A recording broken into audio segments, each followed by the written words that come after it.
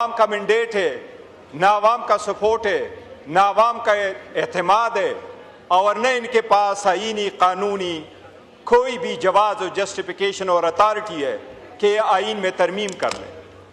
पहले तो ईमान में हमारी सीटों से होकर के अपनी मेजॉरिटी पूरी कर ली, लेकिन जनाब स्पीकर आईन में तरमीम करना एक सीरियस इशू है। आईन में जब तरमीम हुआ करती है तो सारी दुनिया तरमीम करती है। आईन कोई सहीफा नहीं है कि इसमें आप तरमीम न करें, लेकिन दुनिया में जब भी तरमीम होती है तो वो कंसेंसस से होता है और उन चीज़ों पे तरमीम आती है जिसमें कौम की ज़रूरत हो। इंडिया के आईन में 106 तरामीम हुई है, लेकिन सिर्फ 3 मरतबा उनकी हुकूमत के पास 2/3 मेजॉरिटी थी, बाकी कभी मेजॉरिटी उनके पास नहीं रही, लेकिन वो तरमीम एक कंसेंसस के साथ हुई है। अमेरिका में एक मरतबा जजेस को बुलाया गया जुडिशरी कमेटी के सामने और उन्होंने कहा कि यूएसएसआर इसलिए कमज़ोर हो गया है और अमेरिका इसलिए मजबूत है कि अमेरिका में रूल ऑफ लॉ है, और यूएसएसआर इसलिए कमज़ोर हो गया है कि वहाँ सारे इख्तियारात एक बंदे में सुपुर्द कर दी गई, उसमें ताकत दिया गया। जनाब स्पीकर, जब 18वीं तरमीम हुई कंसेंसस के साथ, यूनिटी के साथ, पूरे कौम के साथ, सारे इदारे आपने डिवॉल्व कर लिए हैं सारे इकाइयों पे, उसको पूरे दुनिया ने माना, पार्लियामान ने माना, उस पे लोगों ने सेलिब्रेट किया। 101 आर्टिकल में आपने चेंजेस की। 26वीं तरमीम में जिस वक्त आप आए, आप 56 अमेंडमेंट के साथ आए, 56 को रिड्यूस करके 25 अमेंडमेंट्स पे आप आए। 25 आर्टिकल में आप अमेंडमेंट करना चाह रहे थे और उसमें से फिर आप 18 पे आए और 18 में हुकूमत की जो अमेंडमेंट्स थी उनमें 4 आर्टिकल पे हमें शदीद इख्तिलाफ था, और उनमें से इनकी कॉन्स्टिट्यूशनल बेंच, जजेस की मुद्दत मुलाजिमत और इलेक्शन कमीशन को दवाम बख्शना, ये बड़ा इस पर हमें एतराज़ था। जनाब स्पीकर, उस वक्त भी इस वक्त आपने जो चीज़ें 26वीं तरमीम में आपसे रह गई थी आप उसको तसलसल देना चाह रहे थे।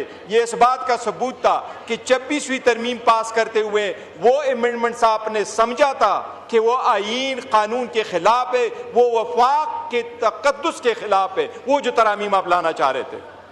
उस वक्त आपने अटैक कर लिया था अदलिया पे, इस वक्त आप पूरे वफाक को खतरे में डाल रहे हैं। जनाब स्पीकर, जो लीक हुआ है, पहली बात तो यह कि क्यों इतना बड़ा तरमीम अवाम के पास, ईवान के पास, नुमाइंदों के पास ए लीक आउट वर्शन के सामने लोगों के पास आ जाए। जनाब स्पीकर, मैं 4 पॉइंट्स अर्ज करूंगा। सबसे पहले मैं 27वीं तरमीम पे बात करना चाह रहा हूं। जनाब स्पीकर, आपने कहा कि एजुकेशन और पॉपुलेशन को वफाक से को हमने देने हैं सुबह से लेके। एजुकेशन अब इर्रिवर्सिबल है। एजुकेशन दुनिया में हमारे आईन ने हमें डाल दिया कि एजुकेशन फंडामेंटल राइट्स है। अमेरिका के आईन में कहाँ लिखा है कि एजुकेशन फंडामेंटल राइट्स है? लेकिन ये सरकार स्टेट करती है। आपने जब एजुकेशन को डिवॉल्व किया तो उसके साथ 2700 स्कूल और कॉलेजेस आपने सूबों को दे दिए। इसको आप इस स्टेज पे रिवर्स कर रहे हैं, जबकि केपीके की हुकूमत कोशिश कर रही है कि जब से ज्यादा वो अपने पॉलिसी के मुताबिक ज्यादा कंसंट्रेट करे वुमेन एजुकेशन पे। ये तो कभी आपकी वफाक की पॉलिसी नहीं रही। आप अभी पॉपुलेशन वापस लेना चाह रहे हैं सूबों से, और पॉपुलेशन आप लेना चाह रहे हैं जबकि सूबों के साथ आपका पॉपुलेशन, इसके लाइट सर्विसेज और सोशल सर्विसेज ऑलरेडी जा चुके हैं। जनाब स्पीकर, सबसे सीरियस इशू है नेशनल फाइनेंस अवार्ड का। सुबह इस वक्त इंतजार कर रही हैं कि 11वां अवार्ड कब आएगा। आज तक 7वां अवार्ड जो है वो एक्सटेंशन से चला आ रहा है, जो 2009 में था। 2010 में 18वीं तरमीम के मुताबिक उसको रिविजिट होना था, वो नहीं हो सका।